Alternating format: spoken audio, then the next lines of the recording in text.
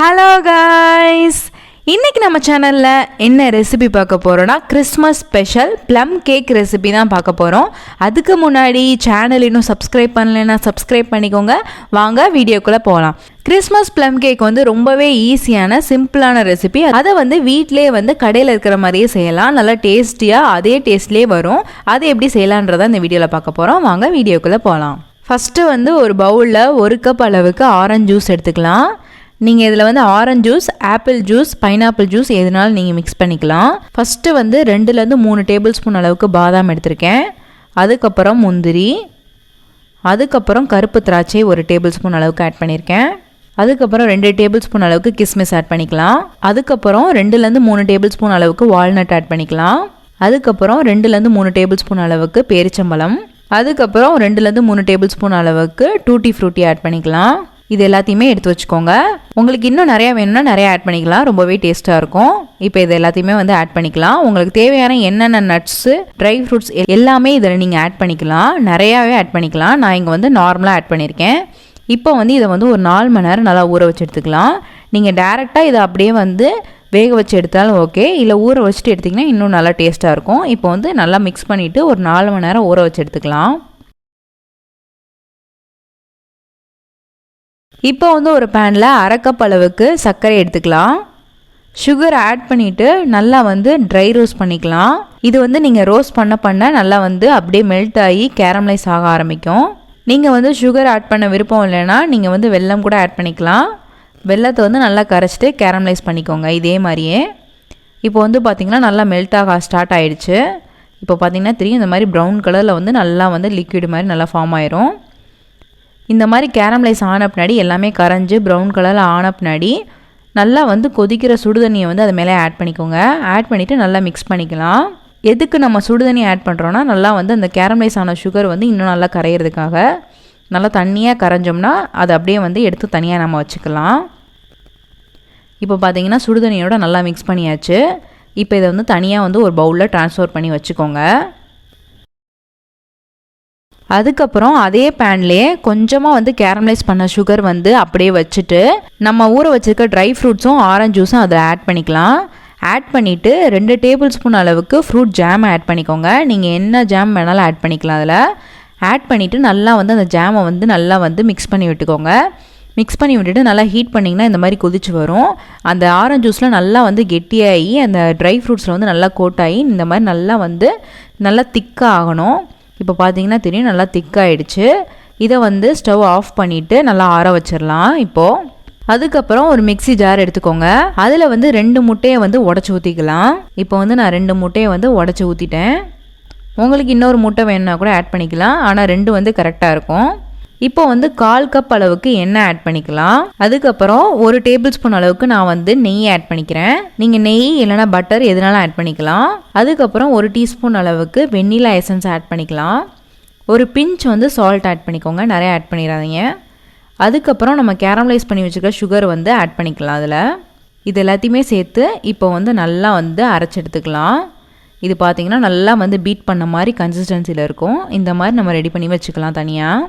இப்போ நம்ம ஆற வச்சுருக்க ட்ரை ஃப்ரூட்ஸில் மைதா ஒரு 2லேருந்து 3 டேபிள் ஸ்பூன் ஆட் பண்ணிக்கலாம். ஆட் பண்ணி நல்லா மிக்ஸ் பண்ணிக்கோங்க. இது அந்த கேக்கில் கீழே செட்டில் ஆகாமல் இருக்கிறதுக்காக நம்ம மிக்ஸ் பண்ணுறோம். இப்போ பார்த்திங்கன்னா மைதாவோட மிக்ஸ் பண்ணி வச்சாச்சு. இப்போ தனியாக ஒரு பவுலில் ட்ரான்ஸ்ஃபர் பண்ணிக்கோங்க. ட்ரான்ஸ்ஃபர் பண்ணிவிட்டு நம்ம மிக்சியில் அரைச்சி வச்சுருக்க எல்லாத்தையுமே இதில் ஆட் பண்ணிக்கலாம். ஆட் பண்ணிவிட்டு நல்லா மிக்ஸ் பண்ணி விட்டுக்கோங்க. இந்த ட்ரை ஃப்ரூட்ஸ்லாம் கட்டி கட்டியாக இருக்கும், அதை நல்லா மிக்ஸ் பண்ணிக்கலாம். இது பார்த்திங்கன்னா இந்த மாதிரி ஃபஸ்ட்டு ரொம்ப கெட்டியாக இருக்கிற மாதிரி இருக்கும். அதுக்கப்புறம் நல்லா மிக்ஸ் ஆயிரும். இதை நல்லா கரண்டியை வச்சு மிக்ஸ் பண்ணிவிட்டு 1/4 டீஸ்பூன் அளவுக்கு ஏலக்காய் தூள் ஆட் பண்ணிக்கலாம். 1/2 டீஸ்பூன் அளவுக்கு பட்டை லவங்கம் பொடி ஆட் பண்ணிக்கலாம். இது ரெண்டையுமே நீங்கள் இடித்து நல்லா பொடியாக்கிட்டு ஆட் பண்ணிக்கோங்க. அதுக்கப்புறம் ஒரு சலடை எடுத்துக்கலாம். அதில் 1/2 கப் அளவுக்கு மைதா ஆட் பண்ணிவிட்டு நல்லா சலிச்சிட்டு ஆட் பண்ணிக்கோங்க. நல்லா அதை மிக்ஸ் பண்ணிக்கலாம்.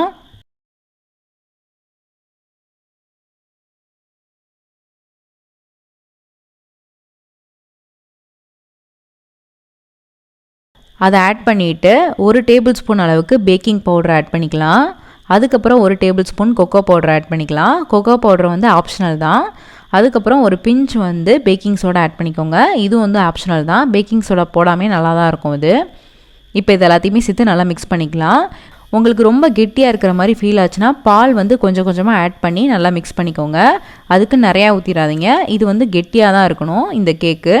கன்சிஸ்டன்சி பார்த்திங்கன்னா இந்த மாதிரி நல்லா கெட்டியாக இருக்கணும். ரொம்ப தனியாக ரெடி பண்ணிடாதீங்க. இப்போ பார்த்திங்கன்னா நான் ரெடி பண்ணியிருக்க கன்சிஸ்டன்சியில் கரெக்டாக வச்சுக்கோங்க. இப்போ வந்து ஒரு கேக் டின் நம்ம எடுத்துக்கலாம். அதில் வந்து ஃபஸ்ட்டு ஆயில்னா கீயை வந்து நல்லா வந்து க்ரீஸ் பண்ணி விட்டுக்கலாம். சைடு கீழே எல்லா இடமும் நல்லா க்ரீஸ் பண்ணி விட்டுக்கோங்க. அதுக்கப்புறம் அது மேலேயே வந்து ரவுண்ட் ஷேப்பில் வந்து பட்டர் பேப்பர் அதுக்கேற்ற மாதிரி கட் பண்ணி உள்ளுக்க வச்சுருங்க. உள்ளுக்க வச்சுட்டு அதுக்கப்புறம் சைட்லேயும் வந்து பட்டர் பேப்பர் வச்சுட்டு அதுக்கு மேலேயும் வந்து கீ இல்லைன்னா ஆயில் வந்து நல்லா வந்து ப்ரஷ் பண்ணி விட்டுக்கலாம். இப்போ வந்து நம்ம ரெடி பண்ணி வச்சுருக்க பேட்டர் வந்து அதுக்குள்ளே ஊற்றிக்கலாம்.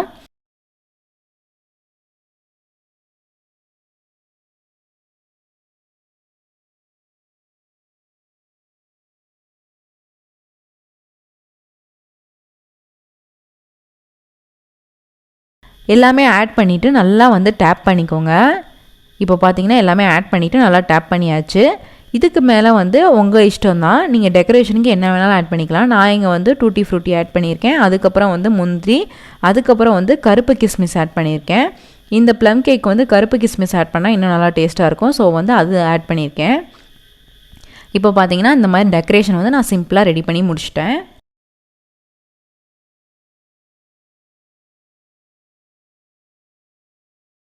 இப்போ வந்து ஒரு குக்கரை வந்து நான் 10 நிமிஷத்துக்கு முன்னாடியே வந்து ப்ரீ ஹீட் பண்ணி வச்சுருக்கேன். அந்த மாதிரி வந்து ப்ரீ ஹீட் பண்ணி வச்சுக்கோங்க நீங்கள் குக்கரில் ரெடி பண்ணுறதா இருந்தால்.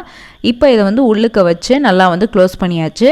இதை வந்து 45 to 1 hour வந்து நல்லா வந்து பேக் பண்ணி எடுத்துக்கலாம். நல்லா வந்து 45 மினிட்ஸ் வந்து குறைஞ்சபட்சம் அது வேகணும். அப்படின்னா தான் நல்லா கம்ப்ளீட்டாக வேகும். அதுக்கு முன்னாடி எடுத்துட்டிங்கன்னா ஒரு மாதிரி வந்து களி மாதிரி ஆயிரும். ஸோ வந்து நல்லா பேக் பண்ணி எடுத்துக்கோங்க.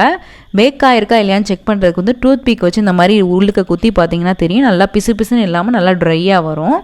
அந்த மாதிரி இருக்கணும் கன்சிஸ்டன்சி. இப்போ பார்த்தீங்கன்னா நல்லா வெந்துருச்சு. இது வந்து 1 hour கழித்து நாம் எடுத்து பார்க்கலாம். இப்போ பார்த்தீங்கன்னா தெரியும் நல்லா வந்து ஃப்ளஃபியாக நல்லா பஃப்னு வந்திருக்கு. இந்த மாதிரி வரணும் உங்களுக்கு. இப்போ வந்து குக்கர்லேருந்து வெளியில் எடுத்துக்கலாம். வெளியில் எடுத்துகிட்டு சைடில் வந்து இந்த மாதிரி கத்தியை வச்சு நல்லா வந்து எடுத்து விட்டுக்கோங்க. இது நார்மலாகவே ஈஸியாக தான் வரும். இப்போ பார்த்தீங்கன்னா தெரியும். இங்கே பாருங்கள் பட்டர் பேப்பர் ஈஸியாக வருது உங்களுக்கு. சுற்றி எந்த இடமே வந்து டின்னில் வந்து ஒட்டவே இல்லை. அழகாக நீட்டாக வந்துருச்சு. இப்போ வந்து பட்டர் பேப்பர் எல்லாத்தையுமே வந்து நம்ம ரிமூவ் பண்ணிக்கலாம்.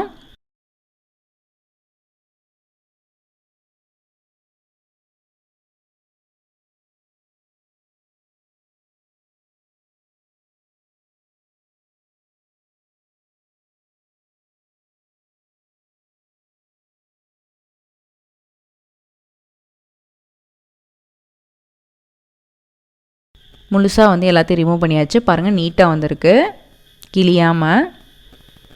இப்போ வந்து பட்டர் பேப்பர் எடுத்த உடனே வந்து இப்போ அப்படியே வந்து ஃப்ளிப் பண்ணிக்கலாம். நல்லா திருப்பிட்டிங்கன்னா பாருங்கள் எவ்வளோ அழகாக நீட்டாக வந்திருக்குன்னு.